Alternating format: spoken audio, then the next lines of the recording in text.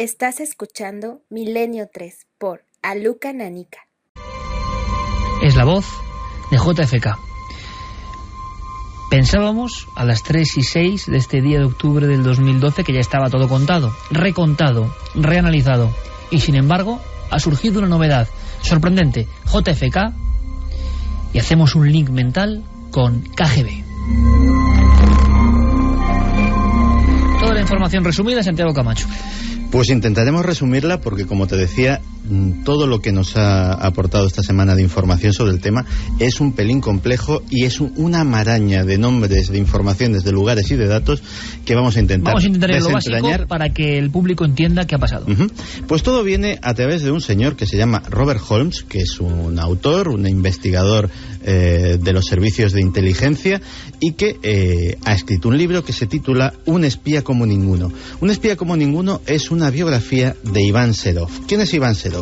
Iván Serov llegó a ser jefe del KGB y probablemente es, dentro de una institución con un prestigio bastante siniestro, era un personaje especialmente siniestro. Él era de los históricos de la época de Stalin. Había sobrevivido a todas las purgas de Stalin y, es más, había sido mano ejecutora de muchas de ellas. Él había ejecutado con su propia pistola a muchos traidores por orden del propio Stalin y incluso fue la persona que terminó terminó acabando con el poder del mítico Beria, que era el policía secreto de Stalin y también jefe del KGB y antecesor suyo.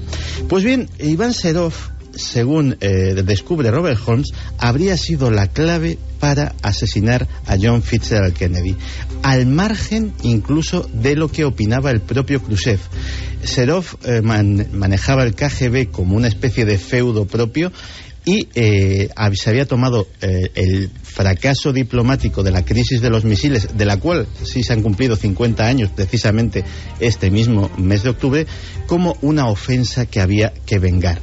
Y de hecho, pues para ello se valió de un peón que tenía muy a mano, y era Lee Harvey Oswald. Lee Harvey Oswald había pasado 2 años en Minsk, no exiliado, sino voluntariamente exiliado de los Estados Unidos, porque él era un comunista convencido, y allí, en contra de lo que se creía hasta ahora, sí pudo ser reclutado por el KGB.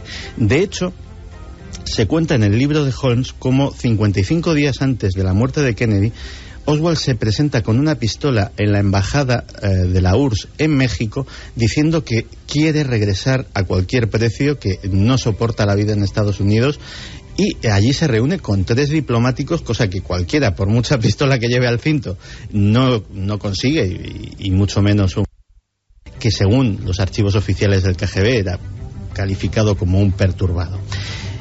Otra cosa que desvela Holmes es que la vida de Oswald en la Unión Soviética no era ni mucho menos tan inocente como se ha traslucido en los informes históricos posteriores, y que incluso un hecho fundamental de la agitada época aquella, que fue el derribo del avión espía del piloto Gary Powers, un U-2, que por primera vez había conseguido ser derribado porque los U-2 americanos estaban fotografiando toda la Unión Soviética con absoluta impunidad gracias a la gran altura a la que volaban, pues Oswald pudo haber dado las claves de cómo se podría derribar un U-2, porque no hay que olvidar que él estuvo en varias estaciones de radar de alto secreto, una de ellas en Hawái, desde donde, entre otras cosas, salían algunos de esos U-2 para investigar territorio soviético. Pues bien, ni más ni menos que se habría utilizado a Oswald como señuelo. Efectivamente podría haber habido más de un tirador, y posteriormente habría sido otro agente del KGB el que habría contactado con Jack Ruby, e incluso los que lo habrían asesinado en la cárcel, colocándole un isótopo radioactivo que le provocase un cáncer galopante, como fue en la realidad. Lo curioso es que ya había ciertos indicios de esto, aunque muy tenues. Había mucho interés por parte del gobierno estadounidense y de la propia CIA, hubo varios comités de investigación, en alejar al KGB. Cualquier insinuación de que el KGB podía haber tenido algo que ver, había habido mucha insistencia. ¿Por qué? Porque, lógicamente, en una época como era la Guerra Fría, implicar a los soviéticos en el asesinato de un presidente de los Estados Unidos significaba ni más ni menos que la Tercera Guerra Mundial. Por eso se ocultó que el coronel Yuri Nosenko, que fue uno de los más célebres desertores con los que contaron los norteamericanos, desertó a Occidente y, como todos los desertores, fue sometido a un interrogatorio exhaustivo que duró años. Y Yuri Nosenko, entre las miles de cosas que le preguntaron, pues le preguntaron si la KGB había tenido algo que ver con el asunto de Kennedy. Él lo negó, aquello los historiadores de la CIA le dieron mucho bombo, pero a lo que no le dieron bombo es que él lo negó a los interrogadores que le hacían el interrogatorio previo. Pero también lo negó en la prueba del polígrafo y no la pasó. Es decir, cuando dijo que el KGB no tenía nada que ver con el asesinato de John Fitzgerald Kennedy, el polígrafo dijo que estaba mintiendo. Eso tampoco se había sabido hasta ahora. Que es curioso que no se sepa todo esto hasta ahora. Pero hay más, hay un tercer asesinato, no solamente Oswald y el propio Kennedy, sino que un año después el KGB asesina a Mary Pinchot. Mary Pinchot había sido una de las amantes de John Fitzgerald Kennedy y probablemente una agente doble que trabajaba a la vez para la CIA y para el KGB. Cuando el KGB se entera de que lo que ellos creían que era un agente fiel, un agente leal, que encima estaba metida en la cama del presidente de los Estados Unidos, en realidad les estaba dando la información que le convenía a la CIA que recibieran los soviéticos, acabaron también con su vida. Pero, si queremos liar aún más la madeja, resulta que Mary Pinchot había sido esposa de Kurt Meyer. Y diremos, ¿quién es Kurt Meyer? Pues hace unos años murió Howard Hunt, que era uno de los implicados en el escándalo Watergate, posiblemente el espía más famoso de los Estados Unidos y alguien al que siempre se implicó en el asesinato de Kennedy. Y Howard Hunt dejó un polémico, que lo pusimos en su día en Cuarto Milenio, un polémico testamento grabado en una cinta magnetofónica en la cual reconocía que él había tenido algo que ver con el asesinato de Kennedy y que uno de los tiradores había sido ni más ni menos que Kurt Meyer, al que se había reclutado porque Kennedy se estaba beneficiando, dicho mal y pronto, a su mujer y tenía un asunto pendiente. Y todo esto es el monumental lío que ha montado. No hagas más madeja, porque entonces ya el lío puede ser... Bueno, lo increíble, para resumir, es que sepamos ahora todo esto, sí, y que de alguna forma uno de los asesinos más famosos de todos los tiempos, del siglo XX, Lee Harvey Oswald, sepamos ahora que la KGB tenía mucho que ver con su instrucción, ¿no? Sí. Y que se evitó todo esto por una tercera guerra mundial. La sensación de que nos enteramos de todo 50 años después, ¿no? De todo lo importante. Con suerte. Exacto, con suerte. Pero además, fíjate que todavía no se ha dicho la última palabra de esto, porque aquí hay una historia muy clara y es, la pieza clave es Lee Harvey Oswald. Lee Harvey Oswald se va a la Unión Soviética, los americanos le permiten vivir 2 años en la Unión Soviética y le permiten regresar. Es decir, puede que el KGB lo captase, pero también había algo raro con Oswald del lado americano. La conspiración sobre conspiración. La sensación, Javier, de que... Los escritores lo sabéis muy bien, la realidad supera cualquier ficción imaginable, en los grandes casos de la historia. En fin, Santi, gracias por el resumen, exactamente es complicado 10 minutos de resumir. La madeja santiaguesa ahí puesta, 10 minutos para que sepamos todo lo que ha pasado. Como siempre, que es un placer, que mañana nos vemos en la tele, compañeros haciendo muchas más cosas. Santiago, Javier, gracias por acompañarnos contando tantas historias maravillosas cada semana, pero especialmente hoy, que era un reto estar 60 minutos más sin cansar a nuestra querida audiencia, que ya puedo decir, estamos ya hartos de vosotros. Pues no, quedan muchas cosas. Y ahora vamos a cambiar el tercio a nivel musical incluso, porque vamos a ir con el testimonio, un testimonio, la semana pasada no tuvimos, que es sorprendente. Javier, Santiago, compañeros, como siempre, un honor, gracias, y hasta mañana. Un abrazo grande. Hasta dentro. Compraros un buñuelo, que os lo habéis ganado. Sí, que Carmen ha traído buñuelos, ha traído buñuelos maravillosos. Lo haremos. Gracias a los dos, de verdad, compañeros. 3:15 exactamente, y es momento de los testimonios. Hacía tiempo que no llegaban testimonios en el sentido de radiarlos, porque hemos guardado algunos porque ya había casos muy fuertes. Este que viene a continuación nos lleva a zonas mágicas del norte español y además es muy gráfico, yo creo que muy sentido. Podéis opinar, podéis, por supuesto, lanzar vuestros mensajes a través de las vías de contacto, Carmen. En Facebook, en Twitter y en Google Plus, Nave del Misterio, Y luego nuestro mail, como siempre, milenio3@cadenaser.com. Bueno, pues entre la locura y la cordura, entre la información y el misterio, entre lo que no se sabe y lo que se sabe, llegan nuestros testimonios. Javier, compañero, buenas noches de nuevo. Hola, buenas noches. Una persona que nos ha contado su historia. En el fondo esa es la raíz de esta sección. A viva voz, y además para que cunda el ejemplo y muchas más amigas y amigos de Milenio 3 hagan lo propio, y está ocurriendo. ¿Dónde nos vamos? ¿Cuál es el caso? Pues en este caso concreto, es una muestra de cómo los testimonios llegan en ocasiones de la forma menos esperada. Estábamos acostumbrados a recibirlos al correo del programa, ¿no? También a los buzones de Twitter, en redes sociales, gente que se pone en contacto con nosotros, pero este llegó en medio de una investigación. Estábamos en un lugar de Álava y de repente una mujer que nos había reconocido del programa empieza a decirnos que que en su casa habían vivido también todo tipo de fenómenos, y pedía un poco de ayuda, incluso casi si podíamos hacer de altavoz, porque estaba bastante intrigada por lo que estaba ocurriendo dentro de su inmueble. Ella es María, vive en El Ciego, en un pequeño pueblo de Álava, y nos contaba una historia que, si quieres, empezamos escuchándola.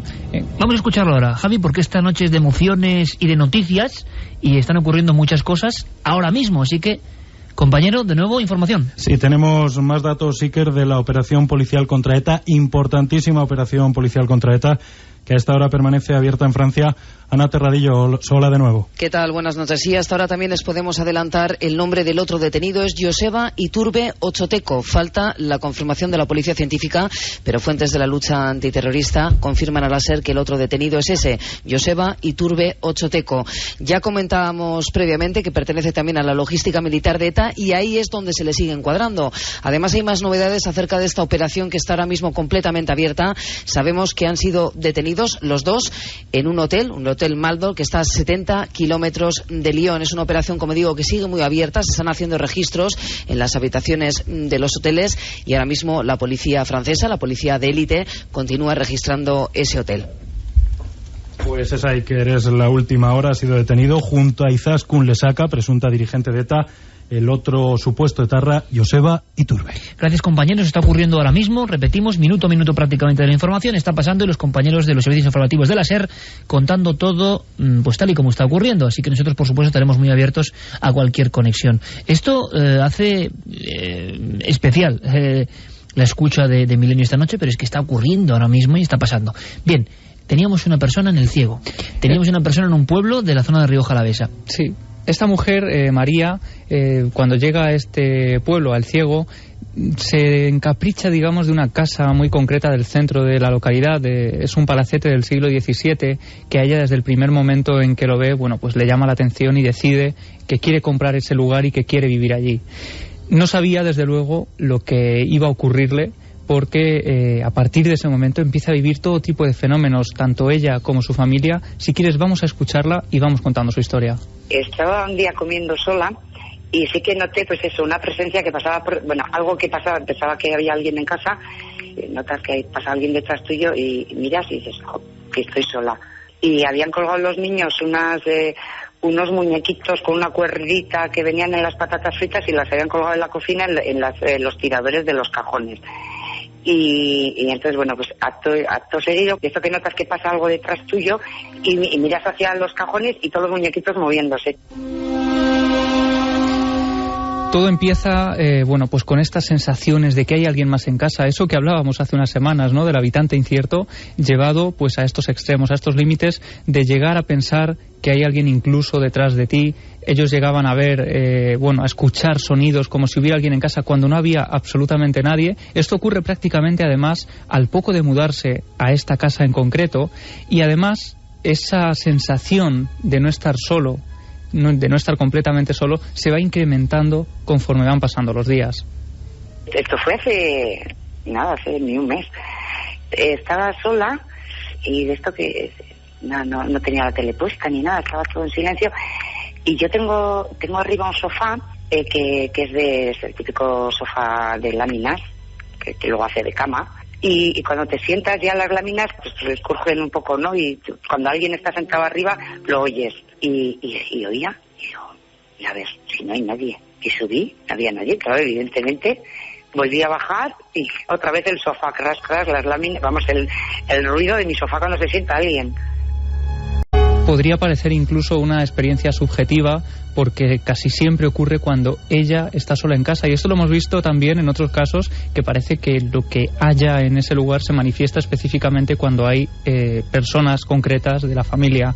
Pero es que empieza a ocurrir a partir de ese momento que los niños de la familia, sin saber absolutamente nada de las experiencias, porque ellos desde luego intentan no contarles nada de esto para no sugestionarlos y que vivan tranquilos, y esto es algo también bastante habitual, pues los niños tienen bastante miedo, tienen reparos a entrar en determinadas habitaciones de la casa, no quieren entrar solos, pero no ocurre en toda la casa, ocurre en habitaciones muy concretas. Curiosamente, las habitaciones donde María escucha esos sonidos cuando no debería haber absolutamente nadie en casa. Vamos a escucharla porque ocurre además toda esta historia que parece algo más o menos habitual, que parece que estamos acostumbrados a escucharla. ¿Un clásico? Pues hay un detalle más que la hace especialmente inquietante. Para no molestar a mi marido me voy a otra habitación y en un momento dado oigo que alguien baja las escaleras y pienso que es uno de los críos, y bueno, pues no es uno de los críos, es algo que entra en la habitación, que yo no veo absolutamente nada, pero lo siento, y bueno, se empieza a mover un poco el colchón y bueno, pues de repente una voz a mi lado que dice Aide, que para mi sorpresa yo pensaba que era el nombre de una mujer, y Aide creo que en francés significa algo así como ayuda. 3:23, esto es Milenio 3. Aide. Alguien se apoya en el colchón. Carmen giraba la cabeza así como diciendo vaya, o sea, porque ya, como siempre, teníamos un clásico y de pronto algo que no hemos escuchado nunca, y está pasando en los testimonios. O sea, la panoplia de fenómenos que viene en la voz de los testigos nos deja sin palabras, porque muchas son nuevas. Eso es muy difícil, ¿eh? El contagio psicológico, o contar cosas que otros han contado, incluso aderezarlas, pero cosas que no se habían contado, cuando menos sorprende, ¿no? Aide. Hasta tal punto, Iker, podemos pensar que es sugestión, ¿no? Pero cuando Aide, esa palabra que en un principio María no relaciona con nada concreto, de hecho piensa que es un nombre de mujer, como comentaba, ocurre además todo esto en una noche en la que ella no puede dormir, es incapaz de dormir, por eso también descartamos, ¿no?, la teoría de que estuviera en ese estado de duermevela en que cualquier cosa parece posible. Y además, pues unos días después, hablando con un amigo, cuando le cuenta la experiencia y ella se atreve a comentarle un poco esto en intimidad, él es el que le dice, bueno, es que Aide es ayuda en francés. Y si creíamos que lo habíamos escuchado todo, aún hay un detalle más que desde luego hace muy interesante el testimonio de María. Yo sé que en esta zona hubo franceses, porque sé de algún amigo que ha arreglado también su casa y ha encontrado algún uniforme en el suelo enterrado de algún francés, del uniforme de cuando Napoleón. Y no solo uniformes, ella nos contaba que en una escalera que se había abierto en una casa vecina, casi pared con pared a la suya, habían encontrado esos cuerpos con uniformes franceses encima. Y como ha pasado otras veces, y esto nos puede parecer asombroso, pero es que ocurre, porque hay casos, y si quieres ahora los recordaremos, aquello se tapó. ¿Por qué? Por el miedo a que lleguen todo tipo de instituciones, te pongan la casa patas arriba, te quieran hacer una inspección y desde luego pues todo aquello se convierta casi en un museo durante años. ¿Cuántos cadáveres tapados hay en lugares de misterio y en casas españolas, eh? Claro, y como tantas otras veces se tapa, esa obra se termina deprisa y corriendo y no se alude más a este tema, pero es que hasta tal punto se tapó que sus propios vecinos no sabían todo esto hasta que empiezan a hablar y a contar toda esta historia, y entonces empiezan a confesar que algunos han encontrado todo esto en sus domicilios. Y un detalle más que ella nos contaba es que en esa zona en concreto hay una expresión que es bastante típica en los vinos. Cuando un vino está especialmente bueno se dice que este vino tiene francés, y parece ser que tiene que ver con que en esa época de la guerra de los franceses, para hacer desaparecer los cuerpos de algunos soldados franceses, los echaban al vino cuando estaba fermentando, a esos lagos de vino, para hacerlos desaparecer por completo. Posteriormente, No sabemos si esto es realidad o una de esas leyendas que se van contando, pero se comenta que algunos vecinos incluso posteriormente pues echaban la pierna de cordero para darle sabor al vino. Toda una serie, podríamos hablar un día de leyendas de las barricas de fermentación españolas. ¿Hasta qué punto leyendas? Claro, se han contado barbaridades, o sea, todo lo que podéis imaginar de barbaridad en esas barricas donde, claro, eran pozos sin fondo, todo desaparecía, todo se disolvía. Pues parece ser que el origen de esa expresión pues tiene su base posiblemente real, desde luego estremecedora, y hasta aquí pues esa experiencia ella nos la confesaba, nos la contaba, porque quería saber si alguien podría dar algún dato más sobre esa casa que está enclavada en el centro del Ciego. Maravilloso testimonio, porque a partir de una serie de fenómenos increciendo aprendemos otras cosas de la historia, de la casi etnografía española o los modos, usos y costumbres. Fue una zona polémica, ¿no? Es un lugar maravilloso, por cierto, el Ciego, muy próspero, porque el negocio de las bodegas de Rioja Alavesa le ha dado una prosperidad extraordinaria, pero con mucha historia de fondo. Yo estaba recordando, Carmen, la historia de Jung, viendo ese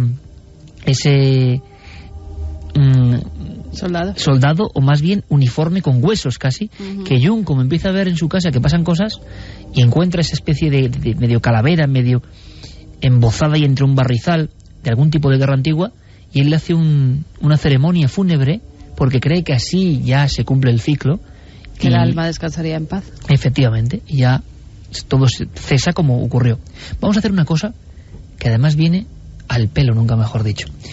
Habéis comprobado que están pasando muchas cosas esta noche, esta operación de ETA, por ejemplo. Tenemos una dramatización antes de que entre Diego Marañón. Tenemos una dramatización, yo no voy a desvelar mucho. La ha escrito Diego, yo creo que está muy bien, y es un caso mítico. El protagonista de esta historia, que ocurrió así, como vais a oír, y es increíble, es un periodista de la Gaceta del Norte de Bilbao que persigue los ovnis en el año 81. Y a él le pasó en un viaje. Pero es que la historia tiene que ver con la ETA. La historia de fondo tiene que ver con la ETA. Es un caminante. Y luego, si queréis, os cuento el final. Pero qué curioso. Diego ha hecho esta dramatización, lo hablábamos, es un caso poco conocido que aparece en la quinta columna, uno de los grandes libros de JJ Benítez, año 81, y lo ha contado Javier Pérez Campos. A veces en la investigación surgen cosas. En este caso, el protagonista principal de la dramatización es este periodista, tantas veces referido aquí, que se encuentra alguien por la carretera y le cuenta algo. ¿Y qué tendrá que ver la ETA en todo esto? Bueno, pues luego lo desciframos. Ahí va la dramatización, que vuelven, como no, a nuestro programa en una noche tan especial con una hora más. Jueves 22 de enero de 1981, Huesca. Los campos de alfalfa se extendían más allá del horizonte, y solo muy de vez en cuando el sonido de algún coche se atrevía a romper el murmullo que el viento causaba a su paso. Sin embargo, era su propia respiración, algo agitada a causa del esfuerzo y el frío, lo único que el caminante podía escuchar. Será animal. Por poco me lleva por delante. El coche se detuvo forzosamente unos 50 metros más allá. No fue el evidente enfado del caminante lo que le hizo interrumpir su frenética marcha, sino un simple paso a nivel con barreras que en aquel momento anunciaba la inminente aparición de un tren. El caminante, al llegar a su altura, no quiso dejar escapar la ocasión. Oiga, amigo, casi me atropella ahí detrás. ¿Cómo se le ocurre ir a esa velocidad? Lo sé y lo lamento. Le he visto por el retrovisor hace unos segundos. Discúlpeme, pero cuando le pasé, estaba mirando este dichoso mapa de carreteras. No es usted de aquí, ¿eh? ¿Cómo lo sabe? Por la matrícula, por el mapa, bueno, y por eso. El caminante, esbozando una pequeña mueca de sonrisa, hizo un gesto con la cabeza hacia el asiento del copiloto, donde reposaba un ejemplar de El Correo Español, un periódico editado en la provincia de Vizcaya. Vaya, me ha pillado. ¿Hacia dónde va? A Levante. Hay varias zonas que tengo que visitar entre mañana y pasado, si es que soy capaz de encontrar el cruce que busco. Si me acerca hasta Zaragoza le echo un cable. Me pilla de paso. Por unos instantes, el conductor del Renault 18 pareció desconfiar de su inesperado interlocutor. Verá, no suelo... Por favor, debemos estar a 0 grados. Me lo debe por lo de ahí atrás. ¿Y qué demonios? Somos casi paisanos. ¿Ah, sí? Eso no me lo había dicho. Venga, suba. Gracias, hombre. El conductor se dio cuenta cuando el caminante accedió al vehículo que su aspecto no encajaba con el que podría esperarse de un autoestopista. Al contrario, este aparecía impecablemente trajeado. ¿Te importa que le eche un vistazo al periódico? Soy de Guipúzcoa. Creí que iba a ayudarme con el mapa. Tienes razón. Es que estoy hasta el gorro de esta carretera. Llevo caminando 1:30 desde la estación de tren. Lo he perdido por 5 minutos. Bueno. ¿Y qué le trae usted por aquí? ¿A qué se dedica?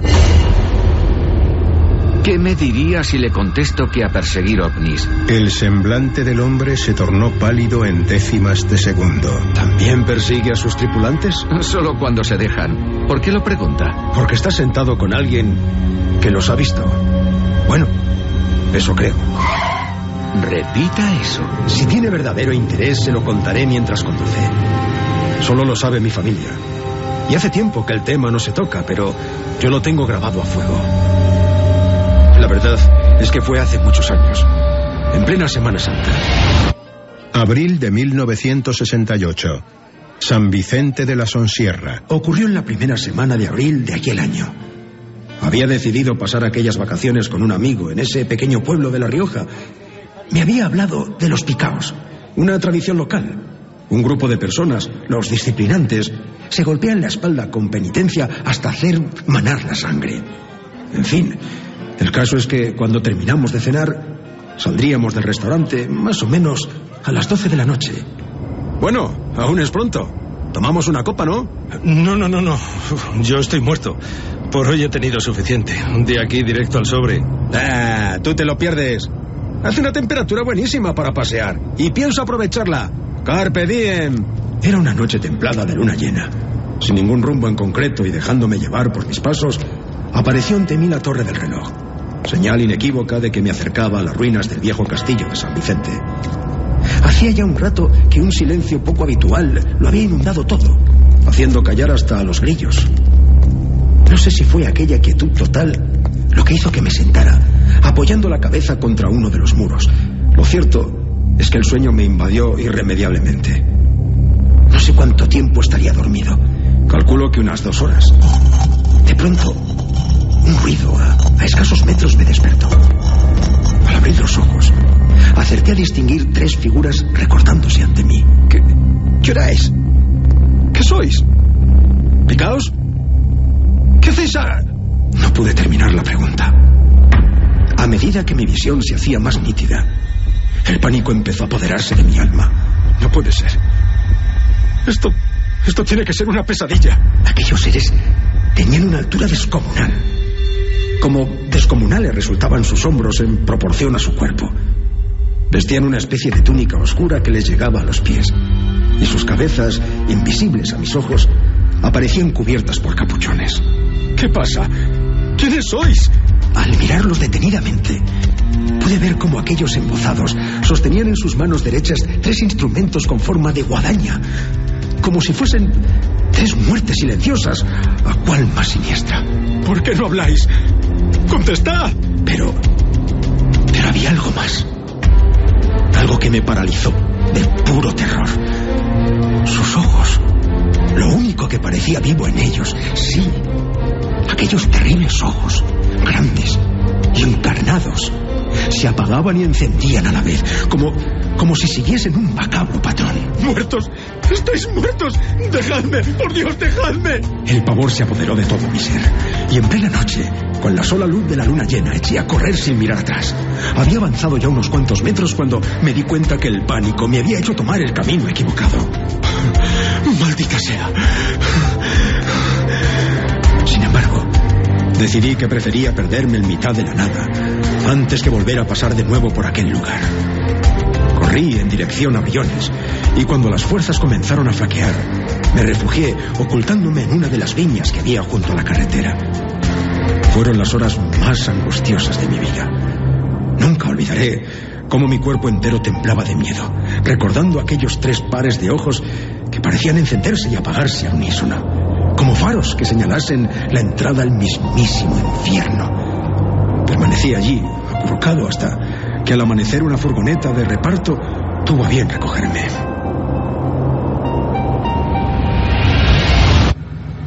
Creerá que estoy loco, ¿verdad? No, yo jamás pensaría eso. ¿Se lo contó a su amigo? No me creyó. Lo siento. Por desgracia suele ocurrir. Podría estar horas narrándole encuentros tan aparentemente absurdos como el suyo. Bueno, ya estamos en Zaragoza. Oiga, ¿le importaría que contase su historia? Quizás sería bueno dejarla reposar aún algunos años. Las prisas, amigo mío, nunca son buenas. Puede dejarme aquí. Mi hermano trabaja cerca, en una empresa de transportes. Le llamaré desde esa cabina. Bien, solo una cosa más. ¿Cuál es su nombre? ¿Qué importa? Le aseguro que ese dato es el menos importante de todo lo que le he contado. Y quizás saberlo solo le traería problemas. Hágame caso. Como quiera. Ha sido un placer. A mí me queda aún un buen trecho hasta Aldaya. Hasta pronto. Oiga, a todo esto yo tampoco sé su nombre. ¿A quién debo agradecer el viaje? Es cierto. En fin, si algún día nos volvemos a ver, puede llamarme Juanjo. 3:38, más cosas no se pueden contar. Más historias, 3 horas y media de programa y espero me lo podéis hacer saber, ¿eh? Si lo estáis pasando bien, si estáis con nosotros, si estáis aprendiendo cosas. Esto es como para el créalo o no, la sintonía ya suena. Esta historia, ¿verdad? La historia de Mr. Huesca. Y, por favor, simplemente llámeme Juanjo. Juanjo Benítez en su Renault 18 verde metalizado, carreteras de España por la noche, y este extraño testigo con un pasado que le contaba un encuentro absolutamente absurdo. Créalo o no. Diego Marañón, compañero, buenas noches de nuevo. Aquí seguimos, Iker. Me ha puesto los pelos de punta ese final, te lo tengo que decir, pero hay una historia que además es increíble, tiene que ver un poco con lo que estamos hablando o lo que está saliendo esta noche a flote con esa información que estamos compaginando de la mejor forma posible. Última hora, la cadena SER, con esas detenciones de miembros de ETA. Algo de la ETA bien, esta historia de ufología increíble, ¿no? Sí, porque el testigo principal era precisamente un miembro de la banda terrorista ETA. Extrañas casualidades, ¿verdad, amigo? Así es. Eso lo cuenta JJ Benítez en la quinta columna, que por supuesto desde aquí recomendamos a la gente que se lea ese pedazo de libro para conocer todos los detalles de esa historia. Esos tres seres que, claro, siempre estuvo la sospecha de que se parecían fantasmas más que seres ufológicos, y que ocurría todo en un contexto donde los embozados existen, que son los picaos, ¿no? Claro. Pero cómo lo contaba Benítez, cómo ocurría, cómo llegaba, ¿no?, esta información, lo convierte en una de esas piezas de verdad delicatessen, ¿no?, de la historia de los misterios españoles, y de alguna forma, a su forma, como no, Diego ha intentado recrear para todos nosotros. Y claro, la pertenencia a la banda armada de este testigo pues ponía las cosas evidentemente mucho más complicadas. Por eso el nombre se quedó en ese enigmático, ¿verdad?, señor Huesca o Mr. Huesca. Bueno, vamos con lo créalo o no directamente. Esta historia era muy para eso. Teníamos una cuenta pendiente, Carmen, con un cuadro. La historia que contaba Diego la semana pasada sobre ese cuadro con esas manos, unos niños extraños, niños o niño y muñeca. ¿Qué era? Bueno, ¿qué opinaban de esa historia nuestros oyentes? Cuadro ¿Que era que verdadera? Tenía elementos luego misteriosos, ¿no? Que se grabó con una cámara y que había una maldición, y en internet se hizo público toda esta historia. Bueno, pues esa historia, ¿era verdadera o era falsa? Verdadera opina un 44,5% y falsa un 55,5%. Aquí ha estado la cosa muy así. Reñida, ¿eh? También. Reñida, 10 pero puntos a favor del falso. Exactamente, falso. 10 puntos a favor de que no se lo creen. No la existencia del cuadro, que era del año 72, si no me equivoco, y es innegable, sino los fenómenos, por ejemplo, esa cámara que le estamos casi viendo, grabando esa pintura del niño y la niña como muy onírica, la niña como con una cara de máscara y ojos huecos, y que pasaban cosas, y los dueños de ese cuadro querían deshacerse de él como si uno se deshace de un objeto gafe. ¿Ha acertado la mayoría de la audiencia o no, Diego? Ha acertado la mayoría de la audiencia, sí señor. Esta vez sí, estábamos ante una historia que tiene todos los tintes de ser un fraude, Iker. La pintura se puso a la venta en principio por $199, no pujó nadie, se añadió esa descripción que leímos el otro día contando esa historia. No pujó nadie extraña. Afectado por la leyenda, imagino. No, porque al principio no había ningún tipo de leyenda. Al principio se puso el cuadro tal cual, no tuvo ningún éxito. Se añadió la leyenda después al anuncio de eBay y el precio aumentó hasta los $1.025, que fue la recaudación final. O sea, el plus del misterio ahí, ¿no? Efectivamente, no hay nada como poner una historia como fondo para que el precio de estos artículos se dispare. Por cierto que eBay hace solamente unos meses añadía una cláusula a sus leyes, digamos, de venta, prohibiendo la venta de todo objeto que viniese acompañado de una especie de maldición o de embrujo, porque lógicamente es muy difícil de demostrar. Qué bueno. Además, ahora mismo, Iker, esta pintura se venden reproducciones, que si quieres te la puedes llevar a casa para ponerla encima de la tele. Muy bonita, sí, para estarla viendo todo el día. Sí, agradable. Es una maravilla. Sí, se venden al precio de $450. Stoneham, ha visto cómo su carrera de repente alzaba otra vez el vuelo después de años de estar absolutamente en el olvido.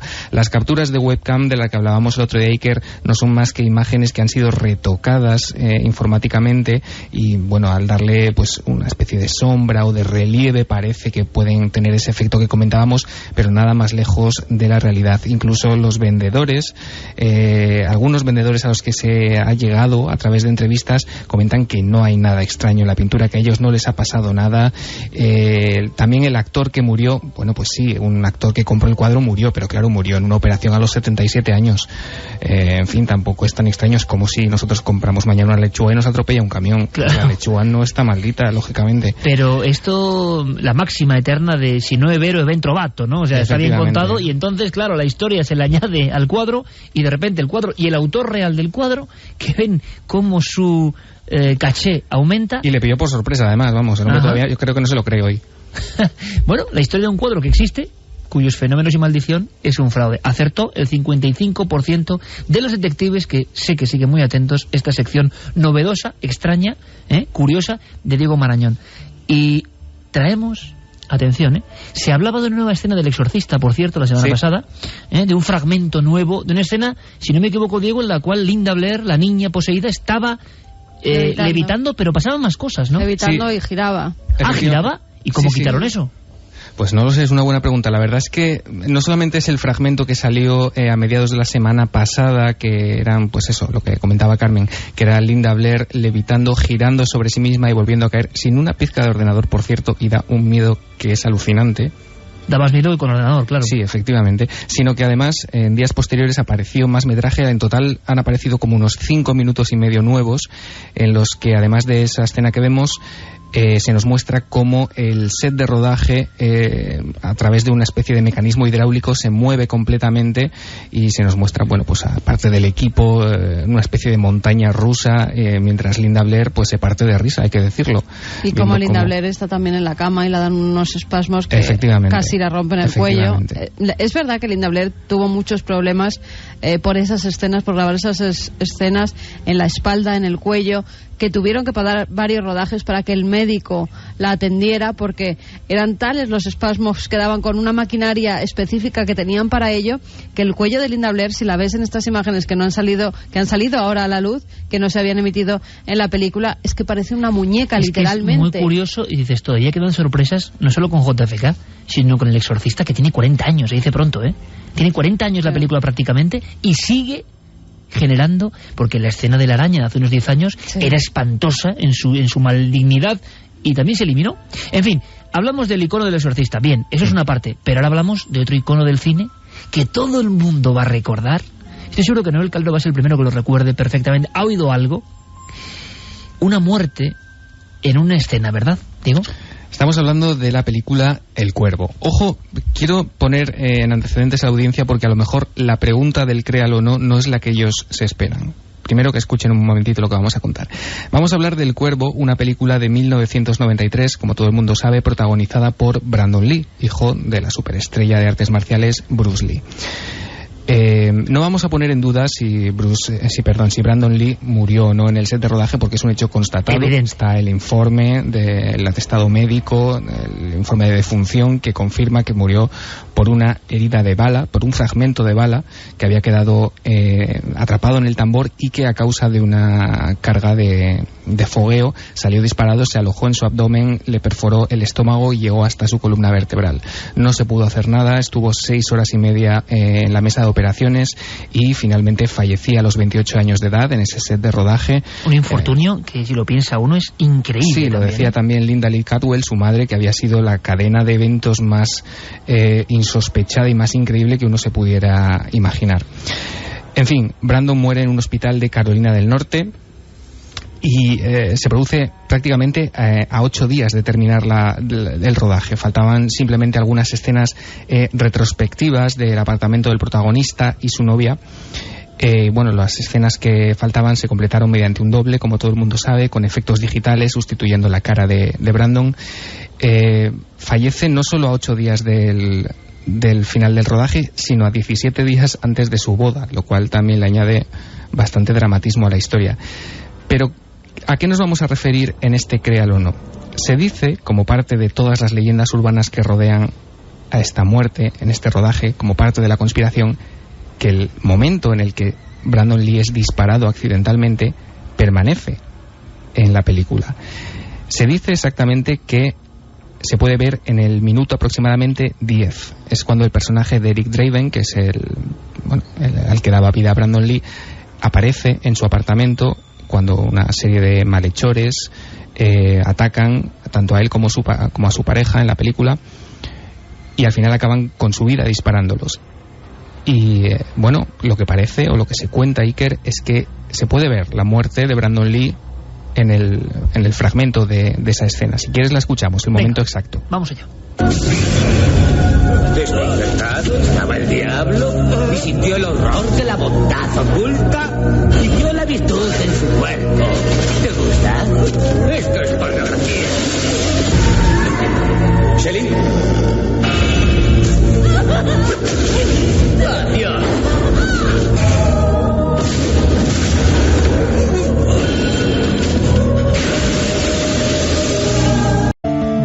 Escuchamos, mejor dicho, los tiros.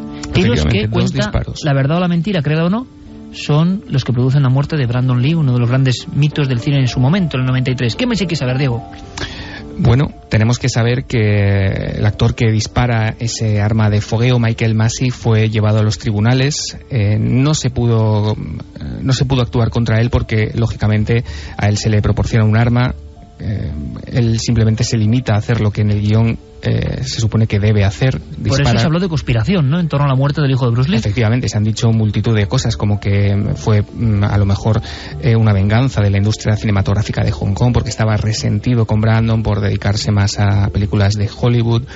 El caso es que todo este periplo en tribunales, todo este barullo de gente y de causas abiertas llegó a los medios de comunicación, abrió informativos e incluso, si quieres, Iker, tenemos algún fragmento de algún informativo de 1993. El fiscal de distrito de Carolina del Norte ha dicho que no se presentarán cargos por la muerte del actor Brandon Lee a causa de un disparo. El hijo del gran Bruce Lee murió en marzo pasado mientras se rodaba El Cuervo. El fiscal de distrito, Jerry Spike, dijo que su oficina no ha encontrado evidencias de premeditación ni negligencia por parte de la compañía productora. Sin embargo, una demanda legal presentada. Recordamos, yo lo recuerdo perfectamente, el impacto. Muere el hijo de Bruce Lee con el mismo misterio, de alguna forma, que murió su padre. Y claro, se habla de una herencia maldita, de alguna forma, de familia maldita en el cine, y claro, empieza a surgir el asunto de que incluso en el metraje de la película original podemos ver la muerte de este actor. Sí, y además todo esto adquiere un tinte bastante dramático si tenemos en cuenta que la última entrevista en televisión de Brandon Lee, Iker, y las últimas palabras de esa entrevista son una cita que Brandon hace de la novela El cielo protector de Paul Bowles, y que a pocas horas prácticamente de su muerte decía esto que vamos a escuchar. Because we do not know when we will die, we get to think of life as an inexhaustible well.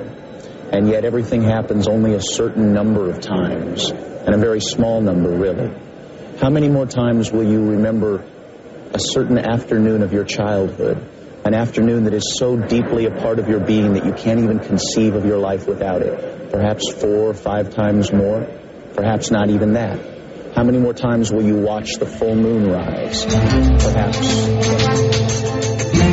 Que hacía haciendo casi traducción simultánea, Te lo Diego. traduzco rápidamente. Dice: como no sabemos cuándo vamos a morir, creemos que la vida es un pozo sin fondo. Sin embargo, las cosas ocurren solo un determinado número de veces. En realidad, muy pocas. ¿Cuántas veces más recordarás cierta tarde de tu infancia? Una tarde que forma una parte tan entrañable de tu ser que ni siquiera puedes imaginar la vida sin ella. Quizá 4 o 5 veces más. Quizás ni eso. ¿Cuántas veces más verás salir la luna llena? Quizás 20. Y sin embargo, todo parece ilimitado. Escalofriante saber que Brandon Lee en su última entrevista dijo estas cosas. Le encantaba ese fragmento, ¿no? Lo había incluido Iker en su invitación de boda, y hoy eso que acabáis de escuchar está tal cual en su lápida. Y esto es absolutamente real. Sí, eso sí. Vida y muerte de un icono del cine, hijo del gran Bruce Lee, y que en la película El Cuervo, con connotaciones muy especiales, y además incluso en el fragmento que hemos seleccionado, el del créalo o no, está ahí la muerte de Brandon Lee o no, gran mito. Muchos creen que sí, otros creen que no. Se habla del demonio, del diablo en ese momento concreto. Ahí está el créalo o no, uno de los potentes, porque une cine, une familia, estirpe maldita, y une uno de los momentos más trágicos, de mayor infortunio que se recuerdan en el séptimo arte. Ahí lo dejamos, Diego. La semana que viene resolvemos. Brandon Lee, El Cuervo y la extraña muerte. Un abrazo muy fuerte. Un placer, Iker. Hasta la semana que viene. 3:54, esta noche tan especial, con una hora más de Milenio 3, con muchas sorpresas, muchas curiosísimas casualidades y, por supuesto, con vuestras preguntas, no al director, vuestras cartas a todo el equipo. Cartas digitales. Dime, Javi. Hablábamos de casualidades. Justo antes de ayer me contaban una persona que estuvo en un importante colegio de Ciudad Real hace unos 20-25 años, un joven en un ensayo de una obra de teatro.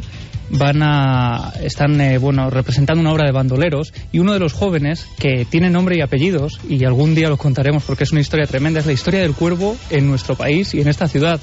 Se lleva el trabuco de su padre, que tenía colgado en la pared del salón durante años sin utilizarlo, y pues en ese ensayo, cuando tiene que activar el arma que llevaba, ya te digo, décadas sin activarse, el trabuco suelta ese disparo y acaba matando al niño en el escenario en ese momento del ensayo del teatro. Me lo contaban antes de ayer.